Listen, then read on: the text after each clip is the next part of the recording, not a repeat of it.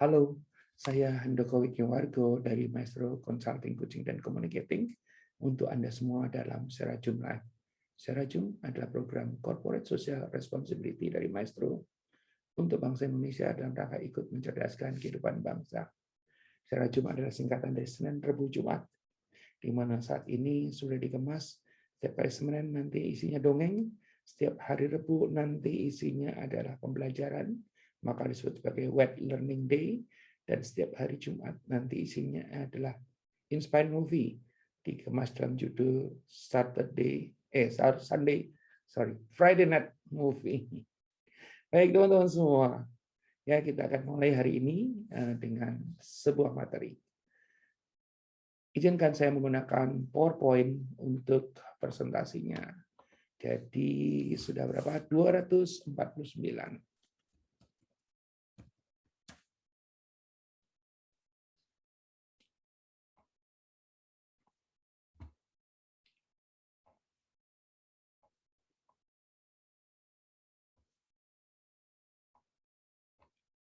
Oke. Nah, teman-teman semua, seperti yang kita tahu, ya kehidupan berjalan mulai ke arah normal, tapi new normal tentu saja ya, di mana orang sudah mulai bisnis mulai menggeliat, jalanan mulai macet dan sebagainya. Ya, nah apa yang saya mau katakan di situ adalah bahwa orang mulai bicara soal target, orang mulai bicara soal bagaimana mencapai hasil tertentu di dalam perusahaan. Ya, kita akan coba lihat adalah terkait dengan target, ada yang namanya goal setting, setting daripada tujuan, ya. Dan orang biasanya langsung teringat kepada akronim SMART. Ya, dalam mencapai tujuan kita harus smart. Ya, smart sendiri artinya adalah cerdas, tetapi smart sendiri merupakan sebuah akronim. Akronim dari apakah itu? Mari kita akan coba lihat. Ya, spesifik. Jadi kalau punya tujuan itu harus spesifik.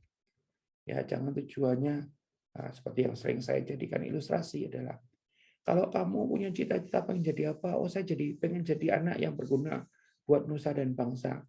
Enggak salah. Masalahnya cuman tidak spesifik. Ya, kalau dia pengen jadi dokter, pengen jadi apa gitu, itu lebih spesifik daripada berguna untuk nusa dan bangsa. Dan meskipun dokter atau apapun juga itu juga berguna buat nusa dan bangsa. Tapi dia menjadi spesifik sehingga bisa berikutnya nih, bisa diukur ya. Jadi dokter jadi enggak gitu kan. Nah, kapan gitu kan? Measurable, bisa diukur. Ya, terus kemudian achievable ya. Meskipun soal achievable ini selalu diperbincangkan. Ada yang bilang aku pengen pergi ke bulan gitu. Banyak dulu orang pikir enggak achievable, tapi sekarang juga bisa achievable. Piknik ke bulan aja dimungkinkan ya.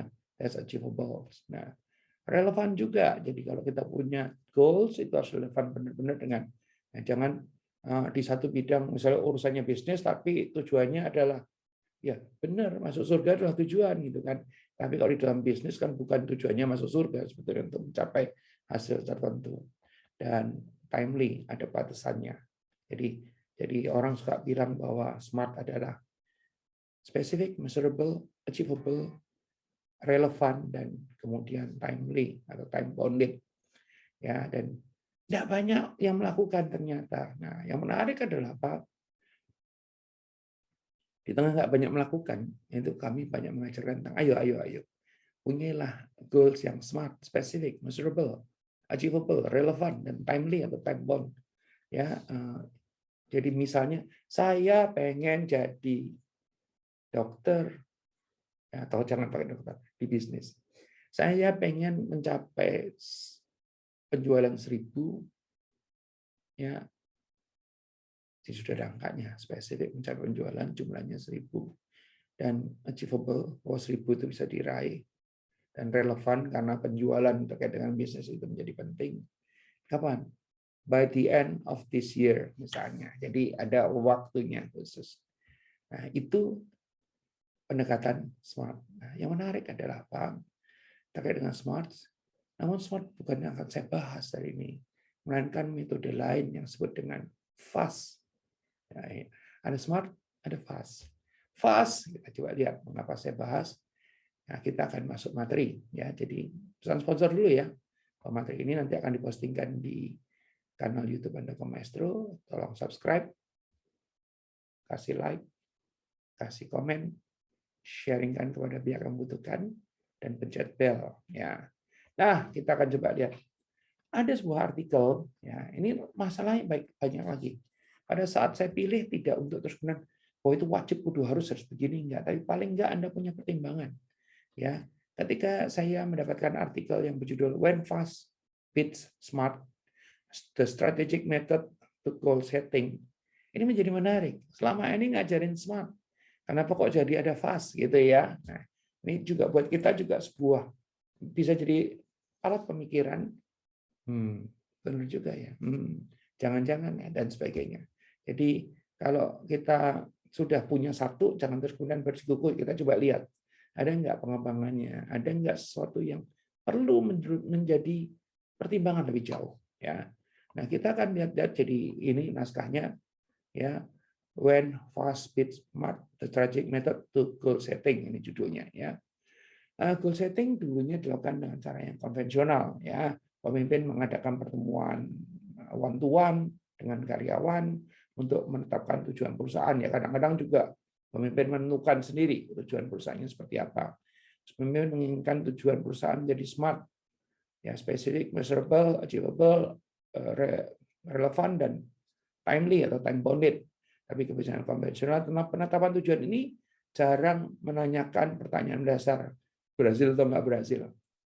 Ya, ini tentu saja Anda yang masuk aliran smart atau pernah saya ajarin smart, terus kemudian pikir, loh kok berubah gitu. Apa-apa ini kita lihat. Apa yang terjadi? Pendekatan konvensional menurut artikel ini terhadap tujuan tidak dapat memastikan keberhasilan eksekusi strategi. Untuk itu diperlukan sebuah alternatif. Jika dulu smart digunakan untuk goal setting, kini yang terbaru adalah fast. Sekali lagi, saya menawarkan pemikiran. Ya, nah, ada judulnya nih. Ya, make your goals fast, smart. Ya, oke, kita akan lihat metode smart ini merupakan konsep penetapan tujuan tadi sudah kita bilang ya, banyak di industri perusahaan di dunia. Nah, ini kebijaksanaannya konvensional. Ya, tujuan itu harus spesifik, terukur, dapat dicapai, realistis, dan terikat pada waktu. Tujuan smart ini efektif tergantung pada tujuan yang ada. Namun mereka katanya nih menurut pendekatan ini, mereka meremehkan ambisi, fokus secara sempit pada kinerja individu, dan mengabaikan pentingnya mendiskusikan tujuan sepanjang tahun. Benarkah begitu? Ya ini subject to discussion. Ya, untuk mendorong pelaksanaan strategi, para pemimpin seharusnya menetapkan tujuan yang fast. Nah, kita belajar dulu fast itu apa. Jangan-jangan smart sama fast bisa dijalankan bareng-bareng gitu ya. Nah, kita akan coba lihat. Fast ya, FAST. F yang pertama adalah frequently discussed. Ya, di sini diterangkan tentang pentingnya bahwa setiap tujuan itu secara rutin didiskusikan. Enggak bisa cuma didiskusikan by the end of this month, by the end of the year. Ya, by the end, nah itu nggak bisa. Jadi setiap saat mesti didiskusikan sehingga di benaknya orang itu selalu memikirkan itu. Kedua, harus cukup ambisius, jangan cuma sekedar pasti tercapai kan. Nah ini menjadi isu adalah antara ambisius dengan achievable, itu menjadi pertanyaan. Ya kalau achievable orang bilang ya udah segitu juga dapat. Jadi udah cukup sampai situ. Padahal sekarang ini dia melakukan pendekatan adalah bisa lebih dari itu. Enggak cuma sekedar yang achievable, bahkan yang tadinya dipikir nggak achievable aja bisa achievable kalau di dalam konteksnya yang fast ini. Spesifik itu tetap ya kalau tadi di smart spesifik yang pertama, ini spesifik juga tetap transparent ya, jadi terbuka dan ini 4 ini. Nah 4 ini yang akan saya coba bahas ya, mudah-mudahan bisa memperkaya kasana manajemen kita ya. Jadi kita coba lihat bahas detailnya ya. Frequently discuss, tujuan harus dimasukkan ke dalam diskusi yang berulang dan berkualitas untuk mencapai kemajuan, mengalokasikan sumber daya memprioritaskan inisiatif dan memberikan umpan balik. Jadi frequently discuss. Ya, oke ya tujuan kita kali ini ya, gimana? Ya, bukan terus kemudian cuma sekedar ditetapkan. Manfaatnya memberikan panduan untuk keputusan kunci kalau memang harus ada perubahan dan sebagainya. Membuat karyawan tetap fokus pada hal yang paling penting. Apa sih yang paling penting? Menghubungkan umpan balik kinerja dengan tujuan yang konkret dan melakukan evaluasi kemajuan, tentu saja mengoreksi kalau ada yang salah, ada yang kurang. Dengan frequently discuss, maka itu bisa dilakukan. Nah, yang ini adalah soal ambisius. Tadi saya sudah jelaskan, tujuan itu harus sulit, tapi bukan tidak mungkin untuk dicapai. Tapi kalau terlalu achievable, itu menjadi akhirnya ya cuma begitu aja. Ya, nah, ini yang dari pendekatan ini ya. Jadi dia harus ambisius, ya ambisius, ya tapi mungkin, ya bukan cuma sekedar achievable. Ya, manfaatnya meningkatkan kinerja individu dan tim, ya, memaksa pencarian yang lebih luas dan secara inovatif untuk mencapai tugas. Nah, di dalam pendekatan ini, ya yang terkait dengan fast ini, yang ambisius ini, dikaitkan dengan situasi yang kekinian, yang bahwa kalau orang dulu berpikir bahwa maju itu ya ada tahap-tahapnya begitu, yang ini itu bisa maju itu bisa lompatan kuantum misalnya, bisa jadi eksponensial, bisa jadi apapun juga. Ya, nah kalau dibatasin, akhirnya orang lain melompat kita ketinggalan nih, kira-kira ke sana. Ya, jadi kalau tadinya itu achievable, ini dikeluarkan sebagai ambitious, harus punya ambisi. Ya, dan menarik adalah orang-orang yang punya ambisi bisa mencapainya.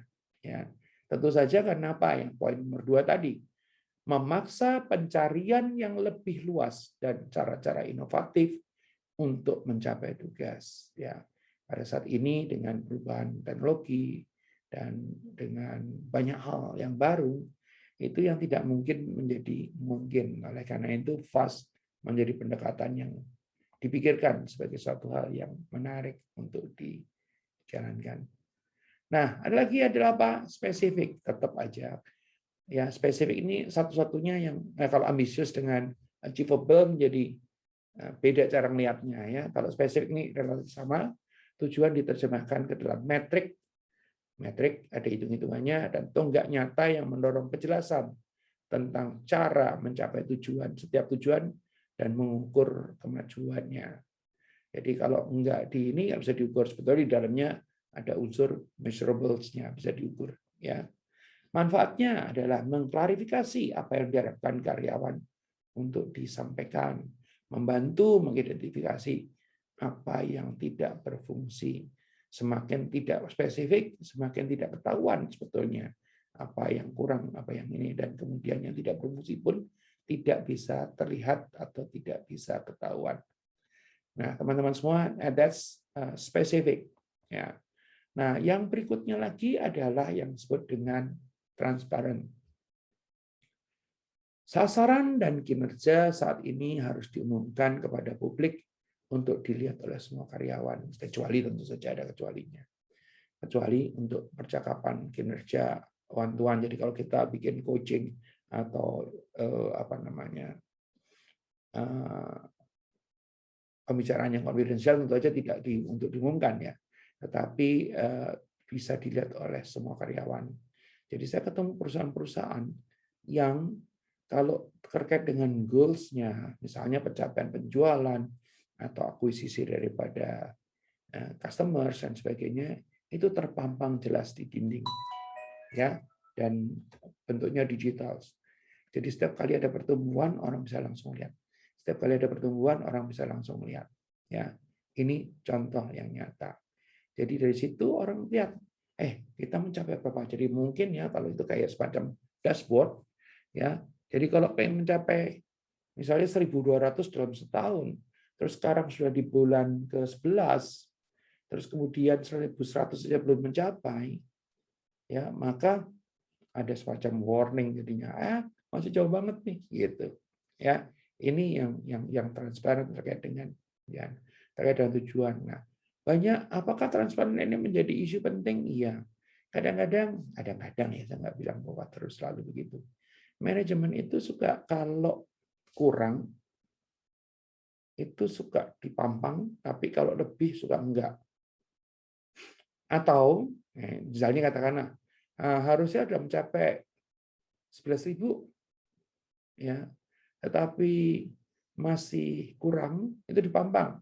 Tapi kalau ternyata sudah mencapai 12.000, terus kemudian manajemen akan berpikir, nanti kalau dibilang sudah nyampe, atau bahkan sampai 12.000, terus kemudian orang nggak mau meraih lebih. Ya. Nah, sehingga kadang-kadang angkanya yang dikeluarkan tidak sama, atau tidak yang sesungguhnya. Nah, ini menjadi menarik.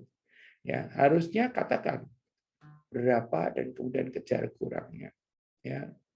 Nah, ini suatu pengalaman yang menarik teman-teman semua terkait dengan transparan ini adalah pengalaman saya dengan Bapak Insinyur Ciputra almarhum. Ya, suatu sore lah sebetulnya. Suatu sore Pak Ciputra datang ke kantor saya, waktu itu saya kerja di sana. Kemudian Pak beliau minta tolong saya untuk melakukan sesuatu, ya, dan kemudian saya bantu. Karena akhirnya selesai, maka malam itu saya makan malam bersama Pak Ciputra. Terus Pak Ciputra sempat nanya begini, ya ini angkanya nggak angka transparannya, saya persis angkanya lupa. Apa namanya, Pak Ciputra bilang begini, kamu udah sampai berapa? Terus kemudian saya bilang pada Pak Ciputra, angka yang publikasi atau angka yang real, Pak Ciputra? Pak Ciputra sendiri merasa bahwa apa yang salah ya? Kenapa kok ada 2 angka gitu kan? Kenapa mesti ada 2 angka? Ya. Terus saya bilang kalau angka realnya itu 700-an. Ya. Kalau angka publikasinya 1,1. Terus kemudian Pak Cis tanya, kenapa masih ada seperti itu? Gitu kan? Iya, karena kita ada di industri yang angka realnya itu tidak bisa benar-benar terklarifikasi. Sementara yang namanya pesaing, semua keluar dengan angka-angka yang bisa jadi angka-angka yang sekejap diciptakan. Ya. Nah, waktu itu kita juga masih lihat bahwa bagaimana memposisikan di antara pesaing-pesaing yang ada. Nah, saya ingat malam hari itu saya mendapatkan teguran dari Pak Cing. Ya, teguran dari seorang, bukan teguran dalam artian marah, teguran dari seorang yang bijak dan punya pengalaman panjang. Dan juga religius, yang dia bilang, Handoko, kamu tidak boleh melakukan itu. Kurang lebih kalimatnya begitu ya. Yang kamu harus lakukan adalah katakan berapa yang kamu raih. Berdoa dan berusahalah. Dan raihlah. Ya, katakan yang sesungguhnya dan kejar, berdoa dan berusahalah untuk meraih yang kamu cita-citakan. Nah, itu tidak terlupakannya. Itu kira-kira tahun 2001, 20 tahun yang lalu. Dan itu sempat dibukukan. Ya, bagi Anda yang tertarik bukunya, saya masih punya bukunya, mestinya. Ya, itu dibukukan dalam sebuah buku yang menarik, yaitu tentang terkait dengan uang Pak Ci waktu itu, Maestro Properti Indonesia. Ya, itu menarik ya. Jadi ini pengalaman yang tak terlupakan buat saya. Nah, terkait dengan transparan, ya manfaatnya adalah mendorong persaingan yang sehat dan memanfaatkan pengakuan peer-to-peer secara efektif. Jadi ini kalau terkait dengan yang internal ya, orang di dalam internal itu, kalau angka-angkanya mereka dideklar, yang misalnya katakanlah dalam tim penjualan ada A, B, C, D, E gitu kan, kalau masing-masing deklar nih, mendorong persaingan yang sehat dan memanfaatkan pengakuan, oh ya memang dia lebih hebat, memang dia pencapaiannya lebih bagus dan sebagainya. Yang kedua adalah menunjukkan kepada karyawan bagaimana aktivitas mereka mendukung tujuan perusahaan. Jadi transparan menjadi penting ya. Nah, ini tentu saja transparan. Kalau tadi saya cerita bagaimana kita harus transparan terhadap publik juga. Ya, ini menjadi pertanyaan. Apakah kalau belum mencapai ini harus transparan juga pada publik? Ini kadang-kadang suka menjadi diskusi juga di antara manajemen. Nah, tapi tadi kita bicara soal pentingnya transparan. Ya, dengan transparan ini manfaatnya bisa memahami agenda tim yang lain. 2, pengaktifan permukaan yang berlebihan atau tidak selaras dengan strategi yang ada. Nah, teman-teman semua, kita melihat ada dua pendekatan. Ya, kalau kita bicara soal the fast model to goal setting, ya perusahaan di sektor dinamis sekarang lebih sering menetapkan tujuan, menetapkan dan meninjau tujuan setiap 3 bulan, memberi perusahaan lebih banyak peluang untuk melakukan koreksi terarah sepanjang tahun. Nah, bahkan sekarang ini, ya menetapkan dan meninjau itu tidak 7 bulan, bisa jadi setiap bulan, bahkan dengan situasi yang tidak pasti yang demikian tinggi, bisa jadi mingguan. Nah, menarik ya. Sementara smart bagus, bukannya jelek loh ya. Fast bisa lebih baik. Jadi boleh dipertimbangkan. Ya, kalau Anda pikir wah ada yang bisa dikombinasikan, silakan. Ya, metode fast membuat perusahaan selalu bergerak dan mengendalikan lingkungan mereka. Itu artikelnya mengatakan begitu. Mereka telah menetapkan tujuan mereka pada kemenangan beruntun di jalur cepat, ya, di mana persaingan semakin ketat, ya, apalagi dalam situasi yang sangat gawat seperti saat ini. Ketika keadaan menjadi sulit, metode fast goal setting adalah cara yang harus dilakukan. Ya, frequently discuss, ya, ambitious, ya, dan kemudian spesifik tetap harus, dan T-nya adalah transparan. Ya, baik teman-teman semua, ini kita membahas materi ini. Ya, jangan lupa bahwa materi ini dibahas, direkam dan kemudian dipostingkan di YouTube.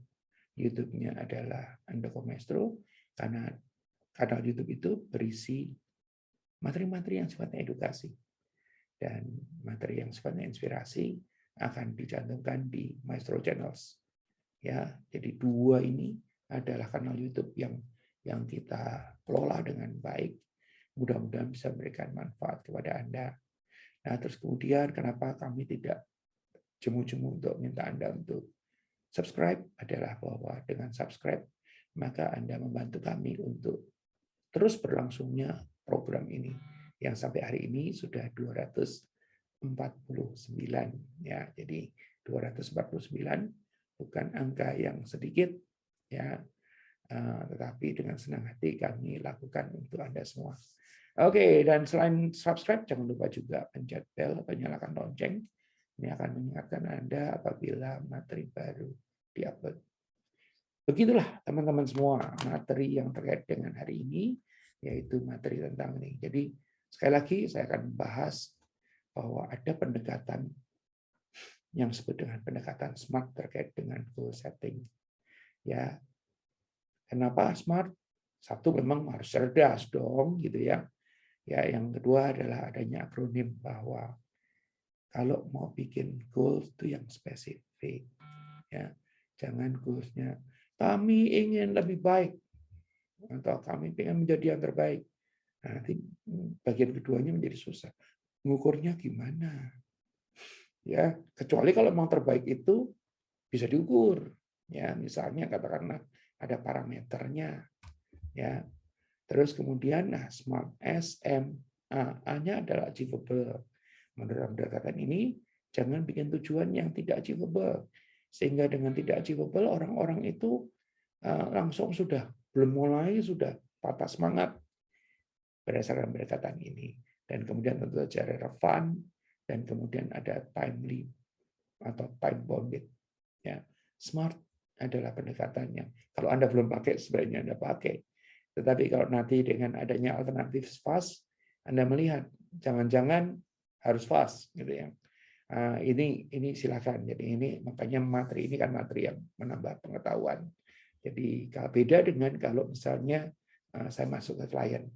Pada saat saya masuk ke klien, terus kemudian kami mengidentifikasi, misalnya Anda adalah klien kami mengidentifikasikan kebutuhannya, kami mengidentifikasikan alternatif atau solusinya, terus kemudian kita tekankan, oh ini pakai smart aja atau pakai fast saja gitu kan. Tetapi kalau di dalam kelas ini, di dalam Serajum, maka saya jabarkan. Ya, kok smart seperti ini, kalau fast seperti ini. Kapan kita itu dituntut untuk fast, kapan kita itu smart. Dan kalau Anda belum smart, sebaiknya yang mana duluan dalam situasi sekarang. Jangan-jangan harus dismartkan dulu, baru kemudian nanti difastkan. Atau jangan-jangan mesti milih salah satu. Ya. Nah, jika Anda mengalami kesulitan, bisa kami bantu nih bulan November Ini adalah bulan-bulan di mana orang akan melakukan goal setting buat 2022 ya.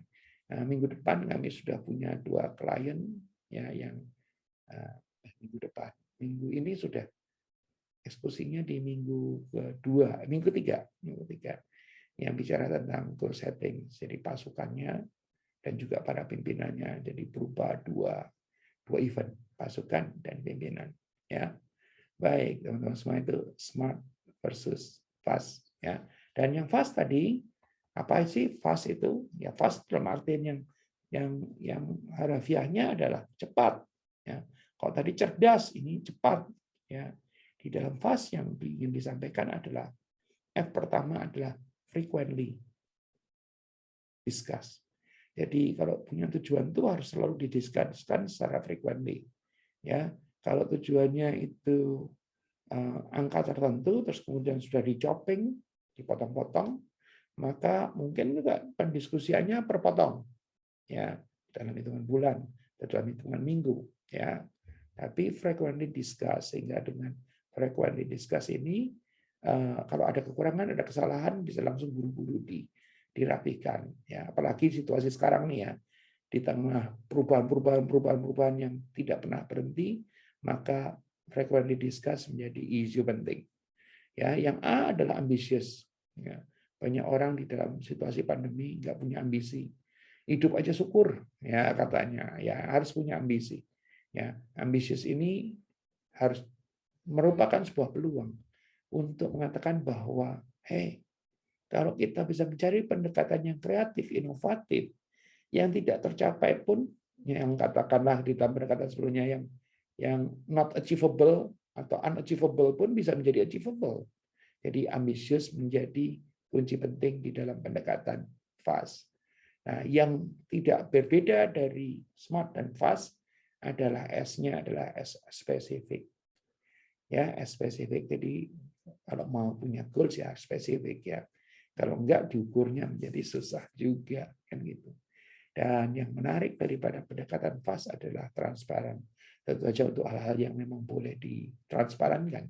Ya, dikatakan di situ transparan bisa terkait dengan internal sehingga bisa menunjukkan persaingan yang sehat, bisa orang tahu sampai mana yang seharusnya dan sampai mana dia sudah mencapai ya. Sehingga dengan demikian bisa terus dilakukan satu sisi kompetisi di sisi lain perbaikan untuk bisa mencapai goals tadi. Nah, teman-teman semua, hari ini pembahasan kita sengaja dibikin agak simpel, tapi mudah-mudahan bisa memberikan manfaat.